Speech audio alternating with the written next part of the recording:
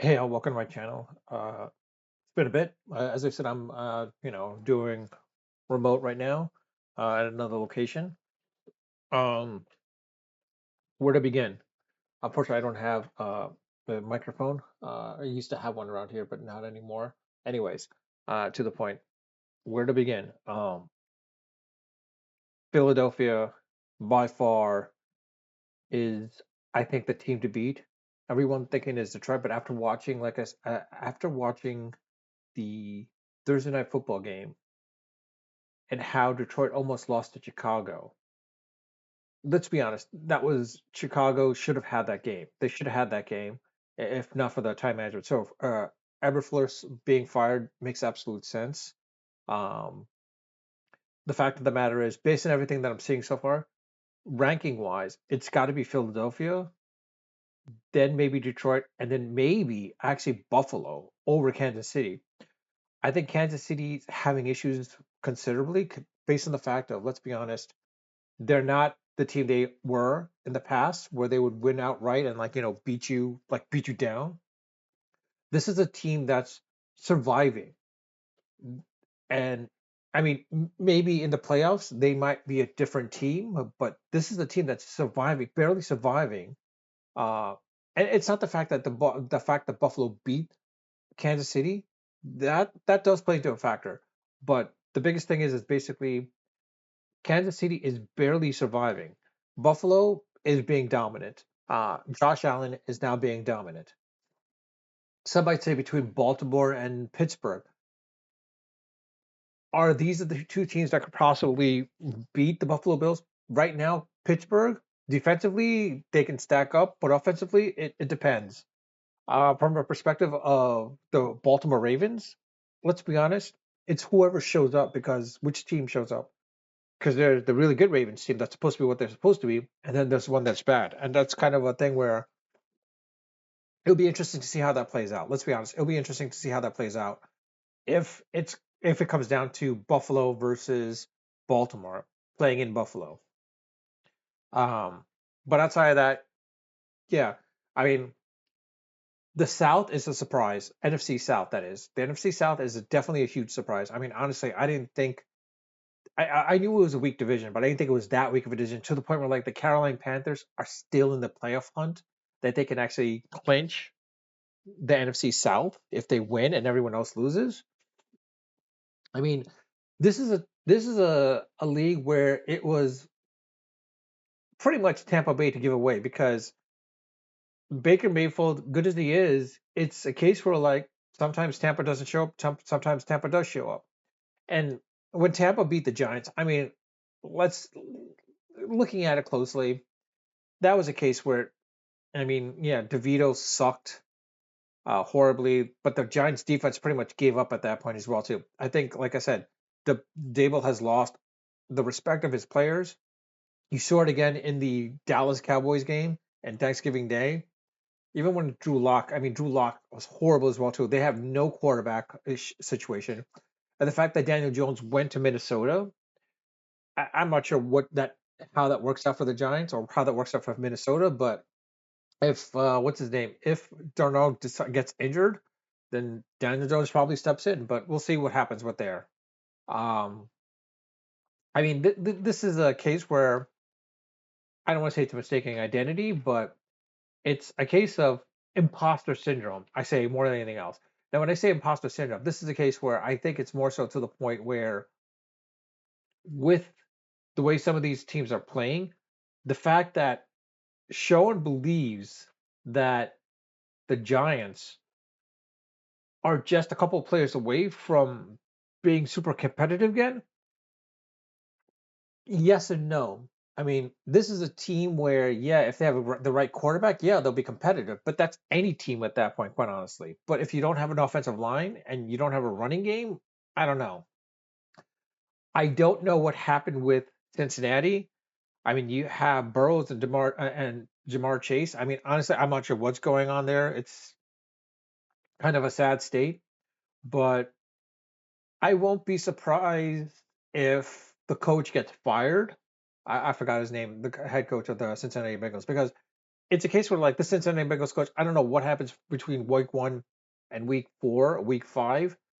They always start off slow, and then after that, they just rev on up and start winning. It's not happening now, and it's a case where like the the coach I think needs to be fired because it seems like he's not preparing the players from week 1, and that's when you're supposed to start them off. You're supposed to start them off for week 1. You come off with the gates, come off the gate ablazing. You have home field advantage from the beginning, and that's one of the things I think they've got to work on essentially. Um, Now with the the Jets, hey, the Jets are the Jets. I mean, they goofed. They gave up half. They pretty much gave up the entire team practically to get Aaron Rodgers. I think that was a mistake, and it's showing out to be correct. Because, like, look, Salah, as much as Salah wasn't that great um, with Aaron Rodgers as quarterback, defensively speaking, Salah knew what he was doing with his defense. It's just he just needed the right quarterback that fits into the system.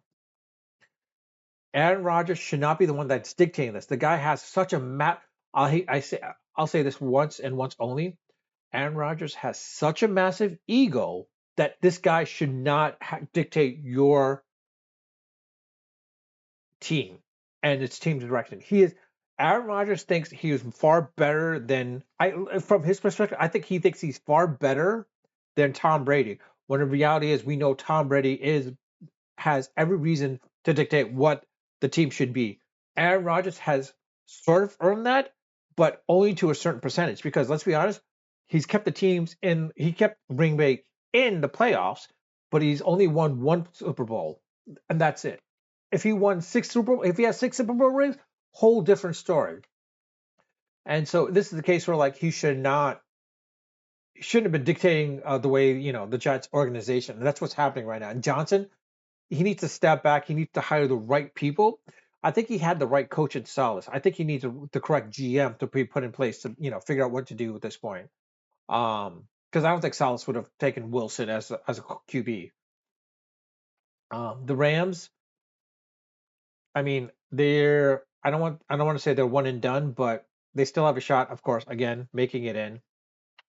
Uh, the San Diego or LA Chargers, actually. Now that's a team I think if they get hot enough, if they get hot enough, I think they can compete with the Kansas City Chiefs as well as the Buffalo Bills, even the Pittsburgh Steelers, as well as the Baltimore Ravens. I think the Chargers, when they get hot, and with Herbert himself, I think he can lead that team. But it'll be interesting to see how that works out as well too. Um, by the way, if you like this video, please hit the like button. If you haven't subscribed, I do ask to hit the subscribe button. I do ask to hit the notification bell. I don't think it's notification worthy. Um, the 49ers, and now to the 49ers, I'm not sure what to say. I mean, it's a case where all their offensive weapons were taken away. Nick Bosa was injured yesterday as well too. I mean, half their defense was out injured as well too. So like it's mostly been injuries more than anything else with the 49ers. And it's a sad state they're in, but yeah, it is because of the injuries. I don't know what can you do at that point. And the Texans, I mean, yeah, they're good, but they're not that great. They're not good as you think they are. I think that's the team that has the imposter syndrome, similar with the Commanders. The Commanders, I think they have the imposter syndrome as well too. Jaden Daniels is a quarterback. He's a good quarterback, but we're interested to see how it works out. Now with the Bears, I think they've gotten the right quarterback. I think they've gotten the right quarterback with Caleb Williams. I think it's a matter of getting the right coach and the right system for him. This is a guy that seems to wants to win, and he can find ways to win. It's just a matter of like how he's coached and how the team is coached and how time management occurs. I think that's what's come down to it. Basically, he's like, look, put it this way: he's kept the team in, consistently within reach of winning the game. Um, Seahawks, yeah, I don't really care about the Seahawks. Patriots, I mean, sad that they lost, but you know what? It's a growing pain for them, I guess. And Drake May, he's looking like he's a decent quarterback. Is he the quarterback of the future? It's hard to say. He's definitely no Tom Brady. He's definitely no Tom Brady. It'd be great if he had a Tom Brady there to help him, but I don't think he's gonna, get anything of that nature that's gonna help him out. Um, and I don't know the Saints. I don't know Derek Carr. He's not that great, honestly. He probably should have gone. Sad part is with the Jaguars, they might have the number one pick. I have the feeling they're going to get the number one pick. If they have the number one pick, I choose offensive lineman or defense. Build up on the defense because I think that's what it comes down to. Their offense can work a little bit. I think it's their defense that needs a little bit more modification, specifically their secondary. And also they need some wide receivers as well too. I think they need some wide receivers more than anything else. But outside of that, I'll leave it at that. Let me know your thoughts in the comment section. I do read my comments and I do respond to them all when they warrant a response. Um, I it's any man's game, but if I had to choose right now, I'd probably choose as far as choosing who's going to be in the Super Bowl. I'll probably say as of right now, it'd be Bills and Eagles. Bills and Eagles. Could it be the Lions? I want to see the Lions get to the Super Bowl. I would love to see the Bills and Lions get to the Super Bowl because these are the two teams that deserve to be in the Super Bowl. These are two cities that need it. They haven't been there, or they have been there, but they never won it. One of them is going to win it. I'd love to see these two teams be there. But in reality is, chances are it's probably going to be Buffalo and Philadelphia. And I hate to say this, but if it's Buffalo and Philadelphia, I know if it's Buffalo and Philadelphia, it's going to be Philadelphia because I think right now they are the strongest team out there. The fact of the matter is their defense is unbelievable. Their offensive line is really good, just good, if not better than the Detroit Lions. Their defense, top three basically. The quarterback situation with Jalen Hurts, good. He's good enough to the point where like he'll help you win games. He's not going to win you the games, but now the fact that they got Saquon, he could take a burden of a bulk of the burden, put it that way. He could take a bulk of the burden off of Jalen Hurts that he won't lose you those games. Because let's be honest, last year, Jalen Hurts pretty much lost them those games. If it wasn't for Jalen Hurts, if Jalen Hurts was red hot again, they would have gone to the Super Bowl. I think it was because of the fact that Jalen Hurts, he had issues, whatever, maybe mental issues, mental blocks and whatnot. But with Saquon there, this should ease up on Jalen Hurts, and it should allow the Eagles, who's running on all cylinders, to finish out and get into the Super Bowl. But with that, I'll leave it at that. Unfiltered, unedited, of course, always unrehearsed. Until next time.